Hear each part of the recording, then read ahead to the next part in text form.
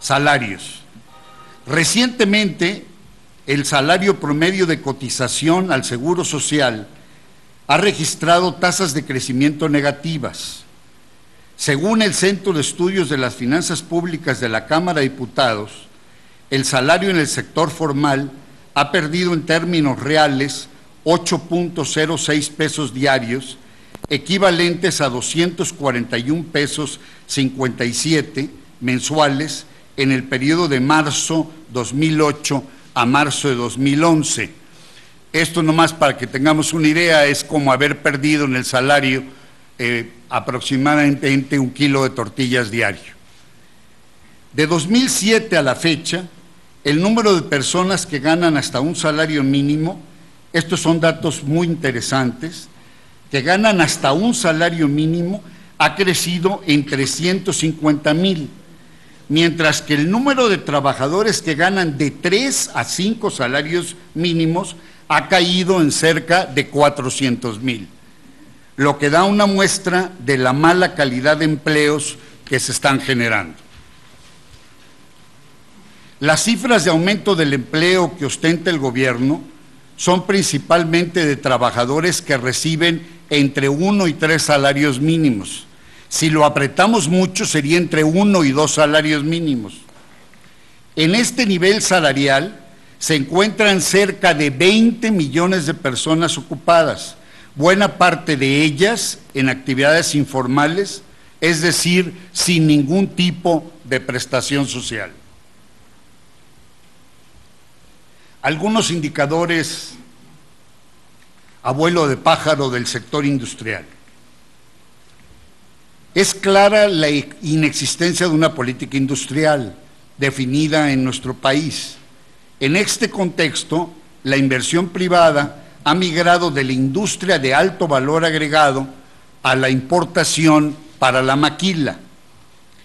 En la base de los problemas de las más diversas ramas económicas está el hecho de que en México la formación de capital fijo se encuentra estancada. En diciembre de 2006, el índice de la actividad industrial era de 112. A diciembre de 2010 fue de apenas 115.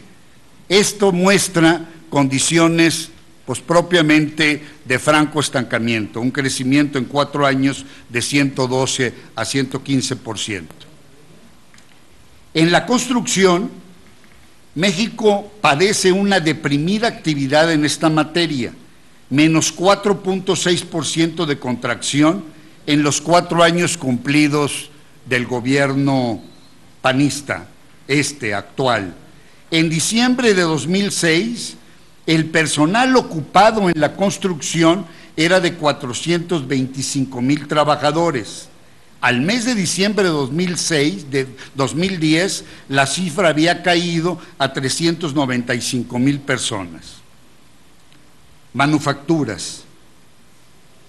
En 2006, el índice de personal ocupado del subsector manufacturero era de 97, en tanto que en diciembre de 2010 fue de solo 90. Lo que quiere decir es que las manufacturas, que es lo que están creciendo en este momento en el país, eso y el sector automotriz, crecen pero desemplean. Esta es una parte muy importante y un crecimiento innegable que ha permitido la recuperación, el rebote que nosotros le llamamos, pero esto se hace cada vez con menos empleo.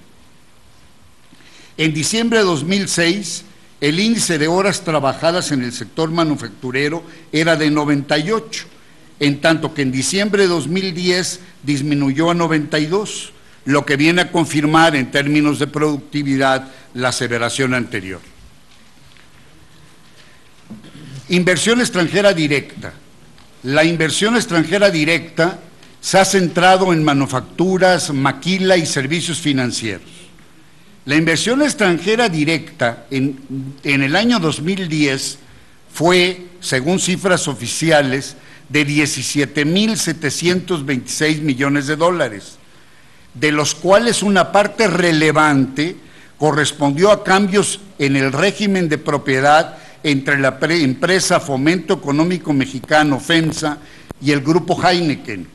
Del remanente, 3.588 millones de dólares fueron cuentas entre compañías y solo 2.672 millones de dólares fueron reinversión de utilidades. A eso se redujo la inversión extranjera directa real en México.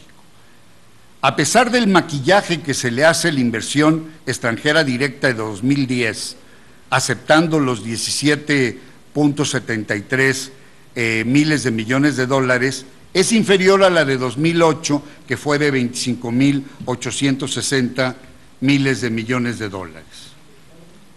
La competitividad. En el año 2001, el Foro Mundial ubicó a México en el lugar 42 en competitividad.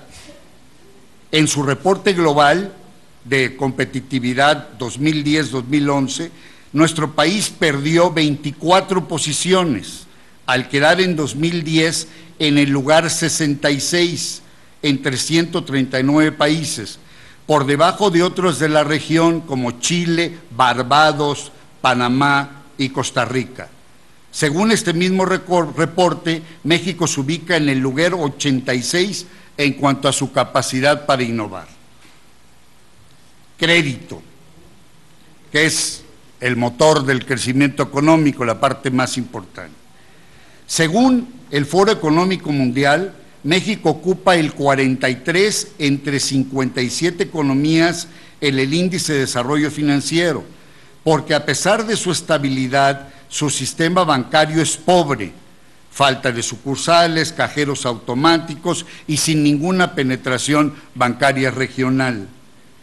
Luego de la crisis de 95, el crédito de la banca privada representaba cerca de 30% del PIB. Actualmente es menor a 17% del PIB. Las empresas continúan financiándose con los proveedores 80% según las propias encuestas del INEGI y del Banco de México.